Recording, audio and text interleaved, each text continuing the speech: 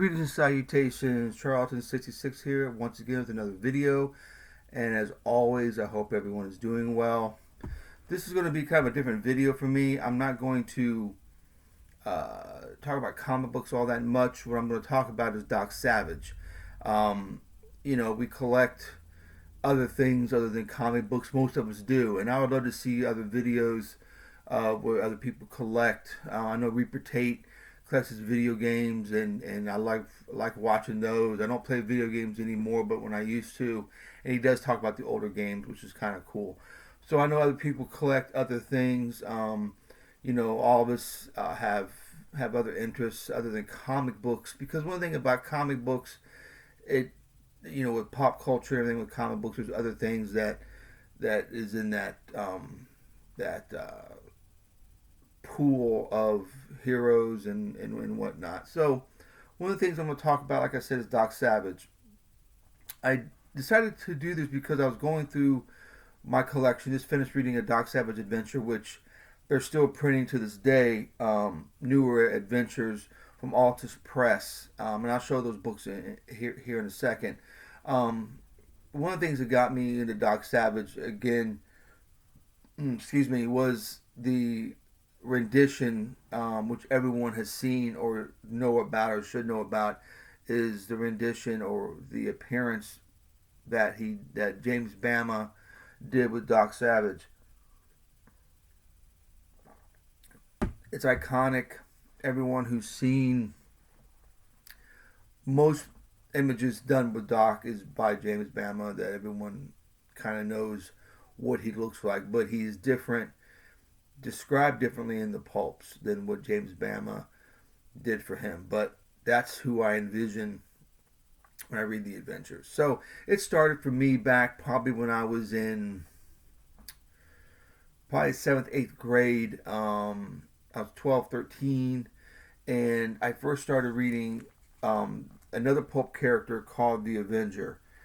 This is the House of Death, which is one of the original pulps that they reprinted. Warner Library did a bunch of these novels. I think there was 46 books, but the last few were all original stories. They weren't from the pulp.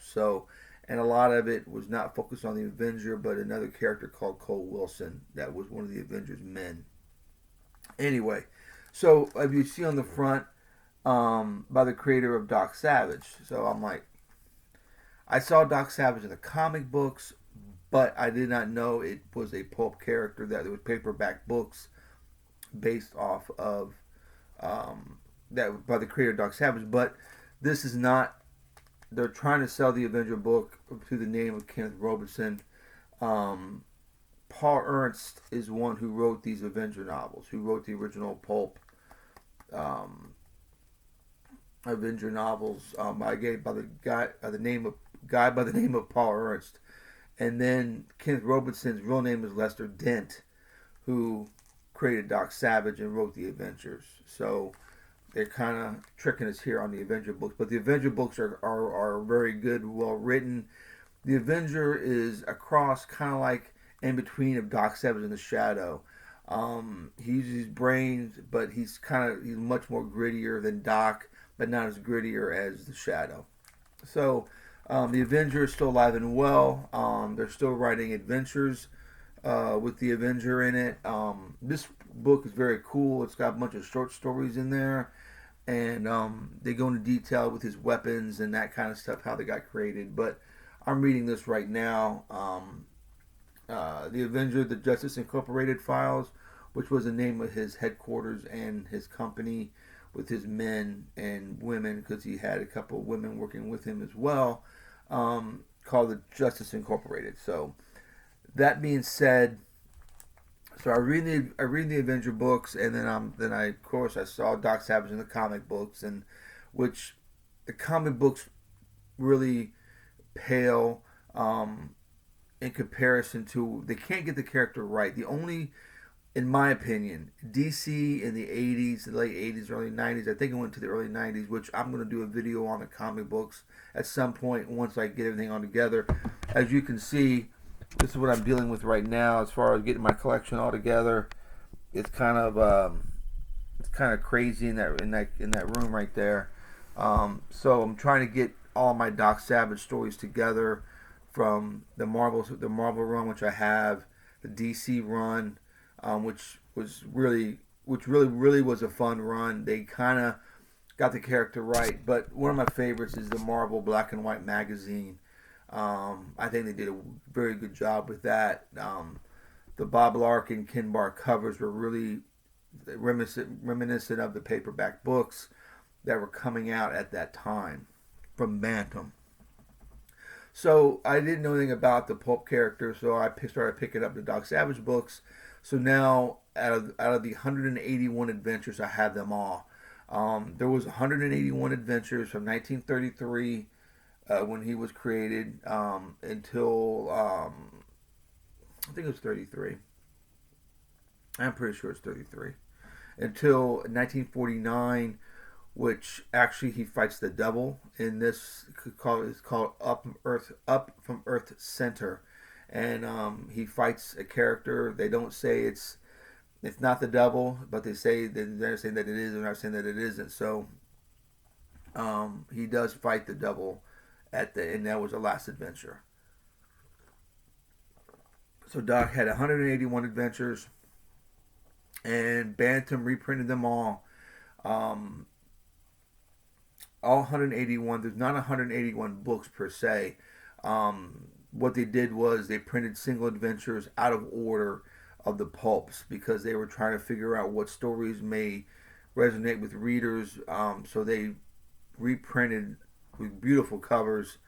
There are some bad covers on the Bantam reprints, but for the most part, anything James Bama touched or Bob Larkin was a phenomenal cover on the paperback, which really sold, to my opinion, and what I've read, really sold the books. Um, so I have a list of all the pulps in order that they came out. So that's how I read the Doc Adventures, is in the order of the pulps. Like I said, 181 adventures, but towards the end, where the publication and distribution was spotty, what they did, they started doing what they called Doc doubles, because towards the end of the pulp run, they got digest size, smaller adventures, not as lengthy, I should say.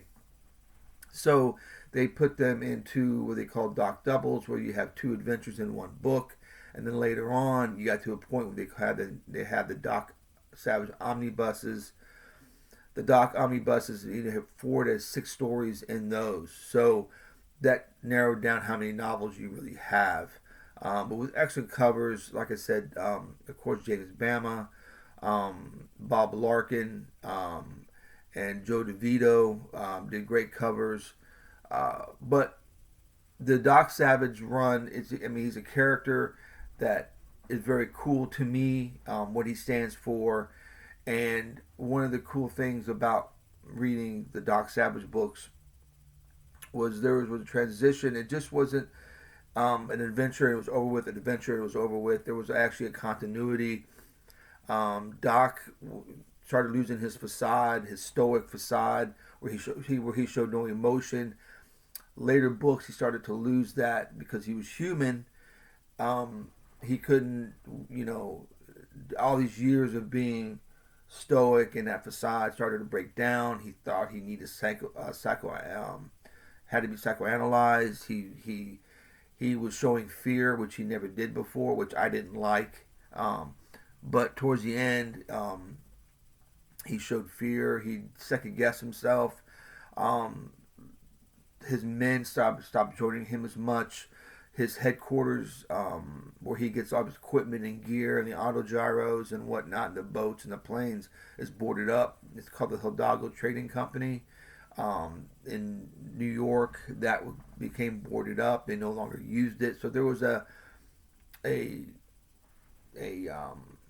continuity where it was coming towards the end. And as you're reading the books, you can see it. This information is put out through there's a lot of books on Doc. I recommend a lot of books, and I'll talk about them here in a second. I'm already into 10 minutes almost, so I'll get to what I have and what we're going to talk about. I'm not going to show every book because you'll be here forever. I'd love to show every book, um, but to discover the Bama covers on your own and to read those adventures is fun. So if you ever had a comic book show, um, the second, third, fourth printings, I think they're up to fourth printing. Some of them, I think. I know the first printings are 15 to $20 a piece, depending on the condition of the novel.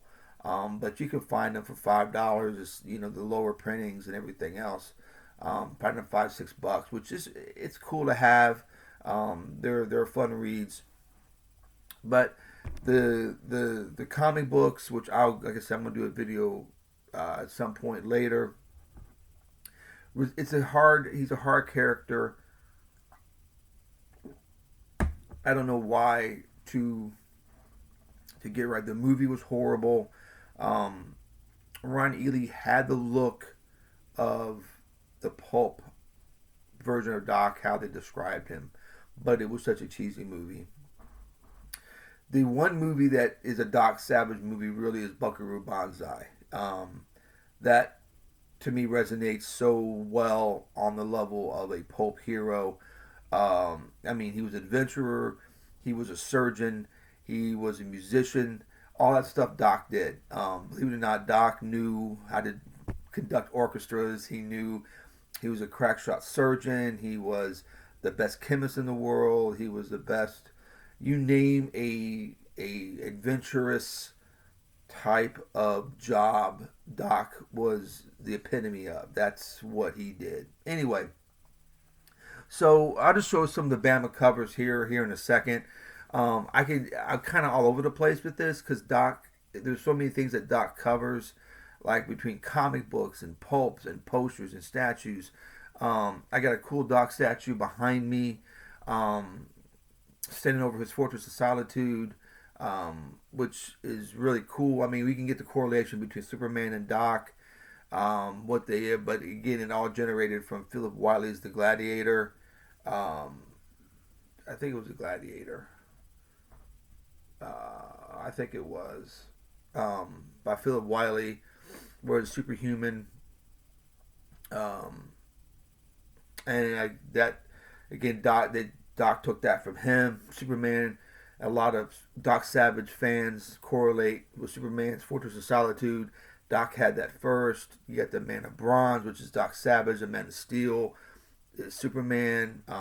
You've got Clark Kent. Doc Savage is Clark Savage Jr. There's a lot of correlations there. So, I digress. So, I was collecting Doc Savage books since I was a kid. And one of the cool things that I just discovered recently is that there was a dust jacket. Let me talk about something else first. If you ever see this book, Doc Savage and His Apocalyptic Life by Philip Jose Farmer, I highly recommend it. It talks about his whole career, his life, his origins, and Philip Jose Farmer takes liberties with certain things. Talking about a detailed family tree relating Doc to Tarzan, Sherlock Holmes, Sam Spade, James Bond, Fu Manchu, and Travis McGee. So Philip Jose Farmer has a family tree saying how these characters are all related. But it's a great book. Doc Savage's Apocalyptic Life. Depending on which one you find, they're kind of expensive. I think I paid $30 for this. I think it was years ago because I missed. They did one in the '80s with an awesome Ken Barr cover. It shows Doc with his vest on, with all his gadgets and hand grenades on him and everything. Looked badass. I missed getting that one because it wasn't by at the time. I'm thinking Philip was a farmer. He's a sci-fi writer. What does he know about Doc? I was a kid. I just blew it off. But if you can get that one, that's even cooler. But this is a great book to have. Doc Savage's Apocalyptic Life. Great stuff. But as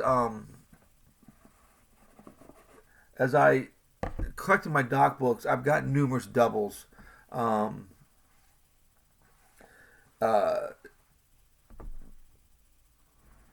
They had different printings, like I said. The earlier the printing, the more that book costs, obviously. But here's one of my favorite, The Land of Always Night.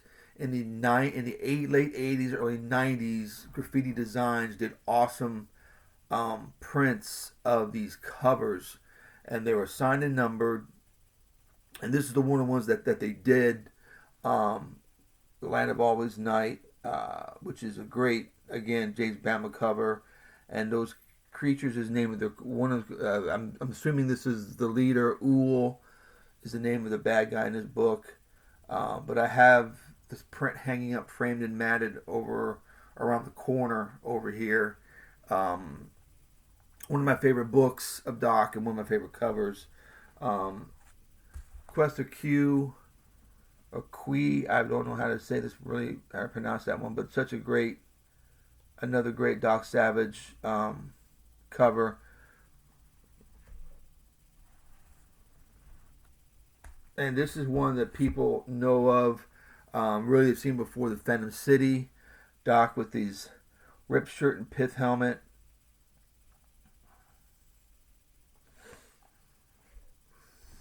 The Fear K. These are just some random adventures. These are not in any type of order.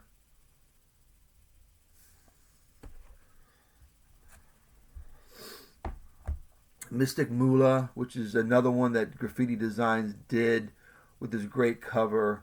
Love the dagger on Doc and the Asian robes he's wearing.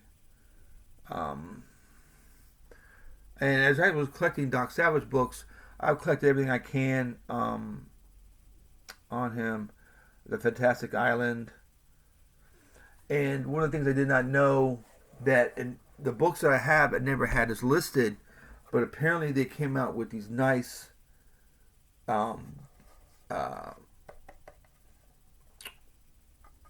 slipcases that you could put your adventures in. This was a deluxe edition for $7.50, which I don't know what books came in this originally. I just put those books in there because they were doubles and they're really good condition, and I put them in this volume, and it looks really cool together. Like I said, the side's really cool. Doc Savage and his Fantastic Five, they would go anywhere, fight anyone. They were everything, seeking excitement and perilous adventure. So this is a very cool dust jacket, slipcase that the books can go in. I only found that out a few years ago. I've been collecting Doc stuff for years, and all the books about pulps and stuff about Doc Savage, they never did mention that, or I've never seen any pictures of it.